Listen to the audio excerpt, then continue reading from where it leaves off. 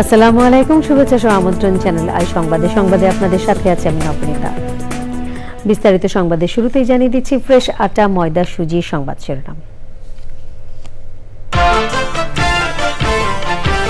ন্যায় বিচার নিশ্চিতে শেখ হাসিনার শাসনামলের নৃশংসতার সব ঘটনা নথিভুক্ত করায় প্রধান উপদেষ্টার গুরুত্বারোপ, জাতিসংঘের সহযোগিতার আশ্বাস।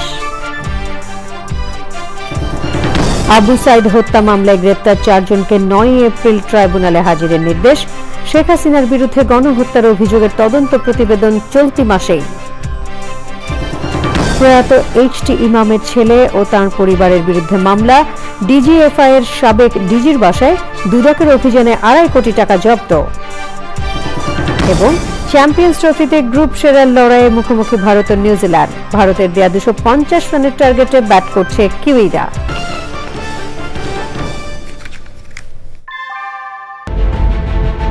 Primacy in build. German technology. Bangladesh's first thermix rod. Salam Steel Thermax.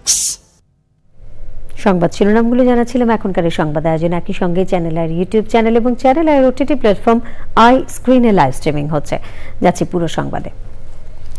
শাপলা চত্বরে বিক্ষোভকারীদের ওপর দমন-পীড়ন, দেলোয়ার হোসেন সাঈদীর বিরুদ্ধে রায়ের পর বিক্ষোভকারীদের বিরুদ্ধে পুলিশের বর্বরতা এবং বছরের পর বছর বিচার বহির্ভূত হত্যাকাণ্ড সহ ক্ষমতাচ্যুত প্রধানমন্ত্রী শেখ হাসিনার শাসনামলে সংঘটিত সব নৃশংসতার ঘটনা নথিভুক্ত করার উপর জোর দিয়েছেন প্রধান উপদেষ্টা অধ্যাপক ডক্টর মোহাম্মদ ইউনূস।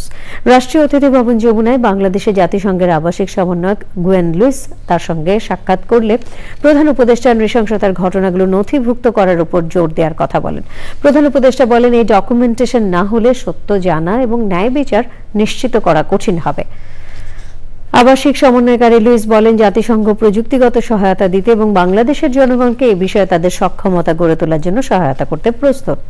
প্রধান উপদেষ্টা বাংলাদেশে 2024 সালের জুলাই এবং আগস্টের বিক্ষোভের সাথে সম্পর্কিত মানবাধিকার লঙ্ঘন এবং অবমাননা সম্পর্কিত তথ্য অনুসন্ধান প্রতিবেদনের জন্য জাতিসংঘকে ধন্যবাদ জানান। প্রধান উপদেষ্টা অধ্যাপক ডক্টর মোহাম্মদ ইউনূস বলেছেন, জ্বালানি ও কার্বন বাজারে বড় বিনিয়োগ চায় বাংলাদেশ। তিনি বলেন, দ্রুত বিকশিত এই খাতে সরাসরি বিদেশি বিনিয়োগ আকর্ষণ করতে অন্তর্বর্তী সরকার প্রস্তুত রয়েছে। নরওয়ের সাবেক উন্নয়ন ও পরিবেশ মন্ত্রী এরিক সোলহেইমের নেতৃত্বে উন্নয়ন ও নবায়নযোগ্য জ্বালানি বিশেষজ্ঞদের একটি প্রতিনিধি দল রাষ্ট্রীয় অতিথি ভবন যমুনায় অধ্যাপক ডক্টর মোহাম্মদ ইউনূসের সঙ্গে সাক্ষাৎ করতে গেলে তিনি এসব কথা বলেন। দলটি ছোট আকারের সৌর প্লান্ট এবং কার্বন বাজার, দেশে কৃষি বনায়ন এবং যৌথভাবে নেপালে জলবিদ্যুৎ বিনিয়োগের সুযোগ অন্বেষণ করতে আগ্রহ প্রকাশ করেছে। এরিক সোলহেইম বলেন, চীন সহ এশিয়ার অন্যান্য দেশের মতো বাংলাদেশে বড় সোলার প্লান্ট নির্মাণের জন্য পর্যাপ্ত জায়গা না থাকায় ছোট আকারের সোলার প্লান্ট স্থাপন করা যেতে পারে। রোহিঙ্গা সংকট এবং পশ্চিম মিয়ানমারের রাখাইনের সাম্প্রতিক ঘটনাবলী নিয়েও আলোচনা করেন তারা। জুলাই গণঅভ্যুত্থানে রংপুরে বেগম রোকেয়া বিশ্ববিদ্যালয়ের শিক্ষার্থী আবু সাইদ হত্যার ঘটনায় প্রথমবারের মতো আন্তর্জাতিক অপরাধ ট্রাইব্যুনালে দায়ের করা মামলায় গ্রেপ্তার 4 জনকে 9 এপ্রিল হাজির করতে নির্দেশ দেওয়া হয়েছে।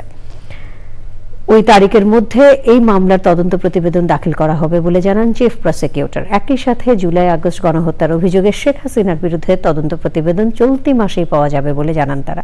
মাজহারুল হক মান্না জানাচ্ছেন। বৈষম্যবিরোধী ছাত্র আন্দোলনের সময় রংপুরে পুলিশের গুলিতে নিহত হন আবু সাইদ। আন্তর্জাতিক অপরাধ ট্রাইব্যুনালকে প্রসিকিউশন জানিয়েছে, এই ঘটনায় সরাসরি যুক্ত ছিলেন সাবেক এএসআই আমির হোসেন ও কনস্টেবল সুজন চন্দ্র রায়। আর বেগম রোকেয়া বিশ্ববিদ্যালয়ের প্রক্টর শরীফুল ইসলাম, ছাত্রলীগ কর্মী ইমরান চৌধুরী আকাশ সহ আরও অনেকে ইন্ধন জুগিয়েছিলেন। অন্য মামলায় গ্রেপ্তার থাকা ওই আসামিদের এই মামলায় গ্রেপ্তার দেখানোর জন্য আবেদন জানায় প্রসিকিউশন। একটি আলাদা মামলা দায়ের করেছি, সেটি হচ্ছে রংপুরের বেগম রোকেয়া বিশ্ববিদ্যালয়ের ছাত্র, এই আন্দোলনের আইকনিক যে ব্যক্তিত্ব শহীদ আবু সাইদ, বৈষম্য বিরোধী যে আন্দোলন, সেই আন্দোলনের পক্ষে ছাত্র জনতার পক্ষে অবস্থান নিয়েছিলেন। সেই সময়ে তাকে পরপর বেশ কয়েকটি গুলি করে হত্যা করা হয়। আরেকটি মামলায় গ্রেপ্তার হয়ে জেলহাজতে আছেন। তাদেরকে আন্তর্জাতিক অপরাধ ট্রাইব্যুনালের মামলায় গ্রেপ্তার হিসেবে প্রদর্শন করার জন্য আজকে আমরা একটা আবেদন করেছিলাম। আদালত সেই গ্রেপ্তার দেখানোর আবেদন মঞ্জুর করেছেন। আগামী 9 এপ্রিল তাদেরকে এই ট্রাইব্যুনালে প্রডিউস করার জন্য নির্দেশ দিয়েছেন। 9 এপ্রিলের মধ্যেই আমরা আশা করছি আবু সাইদের ঘটনার তদন্ত রিপোর্ট এই আদালতে দাখিল করা সম্ভব হবে। জুলাই আগস্ট গণহত্যার অভিযোগে শেখ হাসিনার বিরুদ্ধে চলা তদন্ত নিয়েও কথা বলে প্রসিকিউশন। যে প্রধান আসামি শেখ হাসিনা সহ তার নির্দেশেই গোটা বাংলাদেশ জুড়ে এই অপরাধ সংগঠিত হয়।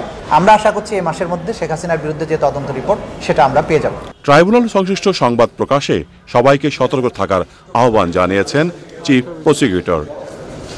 মাজহরক Manna, channel I, Dhaka. DGFI এর সাবেক মহাপরিচালক অবসরপ্রাপ্ত লেফটেন্যান্ট জেনারেল সাইফুল আলমের বাসায় অভিযান চালিয়ে প্রায় 2.5 কোটি টাকা জব্দ করেছে দুর্নীতি দমন কমিশন দুদক। মামলা হয়েছে সাবেক এমপি এবং প্রধানমন্ত্রীর রাজনৈতিক উপদেষ্টা প্রয়াত এইচ.টি. ইমামের ছেলে তানভীর ইমাম ও তার পরিবারের সদস্যদের বিরুদ্ধে।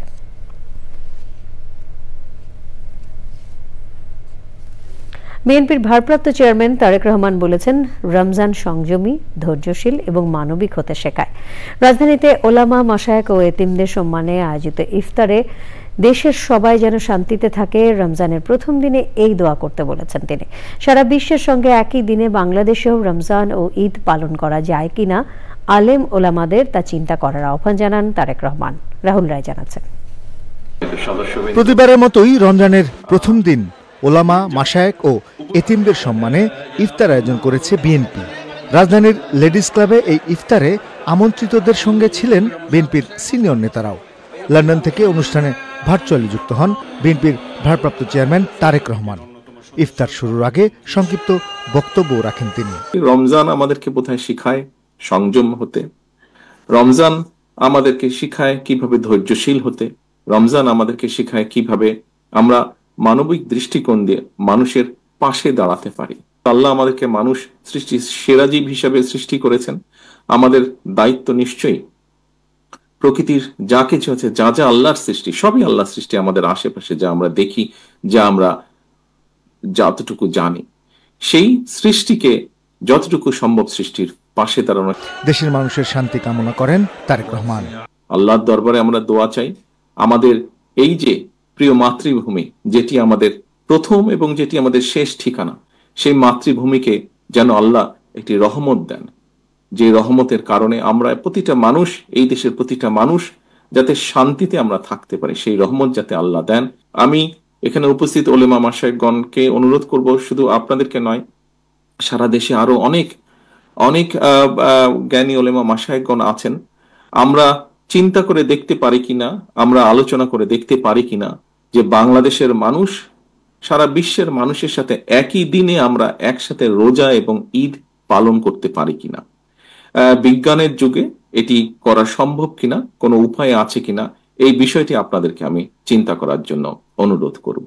তারেক রহমান বলেন, সবাইকে সংযমী হতে হবে, ভালো কাজে অন্যকে উৎসাহী করতে হবে, তবেই সুন্দর সমাজ গড়ে তোলা সম্ভব হবে। রাহুল রায়, চ্যানেল আই, ঢাকা। এবারে আইসিসি চ্যাম্পিয়ন্স ট্রফি আপডেট।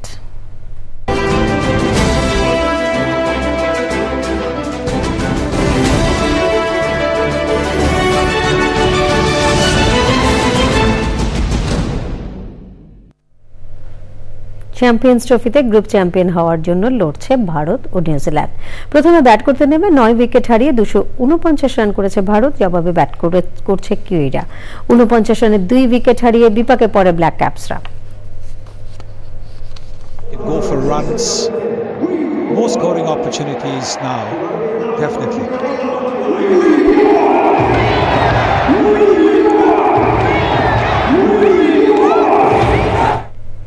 শেষ খবর পাওয়া পর্যন্ত নিউজিল্যান্ডের সংগ্রহ 3 উইকেটে 131 রান। এরই সাথে সংবাদে নিয়ে নিচ্ছে বিরতি, আর বিরতির পর অন্যান্য সংবাদের সাথে জানিয়ে ফিরছি। গাজায় দ্বিতীয় ধাপের যুদ্ধবিরতিতে ইসরায়েলের আপত্তি, প্রথম ধাপের বিরতির মেয়াদ বাড়ানো ও জিম্মি মুক্তি নিশ্চিতে আগ্রহী।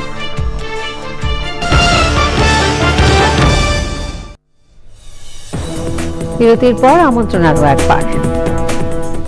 এবারে আমিন জুয়েলার্স আন্তর্জাতিক সংবাদ।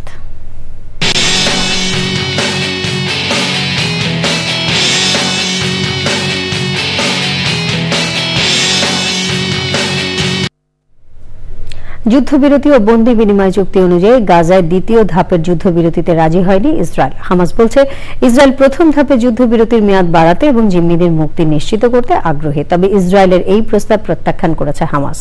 গত 19 জানুয়ারি প্রথম ধাপে 42 দিনের যুদ্ধবিরতি শুরু হয়। এই সময়ে উভয় পক্ষের বন্দী বিনিময় হয়। এরপর দেরিতে হলেও দ্বিতীয় ধাপের আলোচনা করতে ইসরায়েলের প্রতিনিধিরা মিশরের কায়রোতে গেলে এমন সিদ্ধান্তের কথা জানায়। তবে যুদ্ধবিরতির দ্বিতীয় ধাপ নিয়ে আলোচনা গুরুত্বপূর্ণ বলে মন্তব্য করেছেন জাতিসংঘের মহাসচিব অ্যান্টনিও গুতেরেস। তিনি বলেন যুদ্ধবিরতি ও বন্দী বিনিময় চুক্তি অবশ্যই বহাল থাকতে হবে। এদিকে ইসরায়েলের কাছে $300 কোটিরও বেশি অস্ত্র, বুলডোজার ও সামরিক সরঞ্জাম বিক্রির অনুমোদন দিয়েছে মার্কিন প্রশাসন। এক্সিম ব্যাংক বাণিজ্য সংবাদ।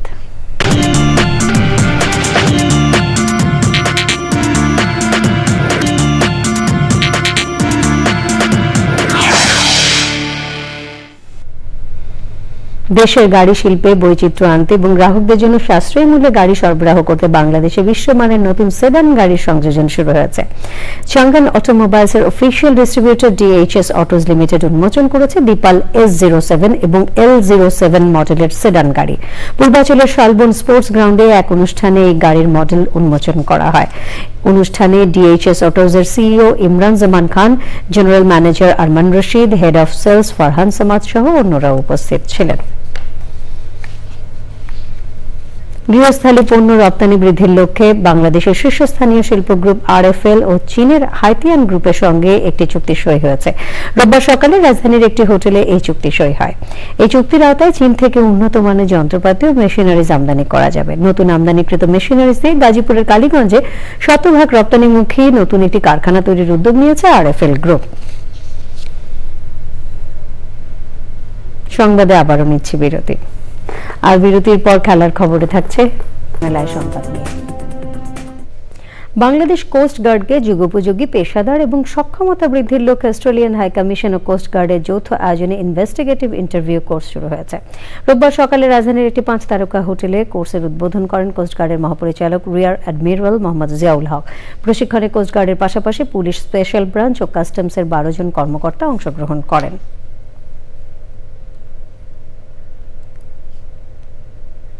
এবার খেলার খবর।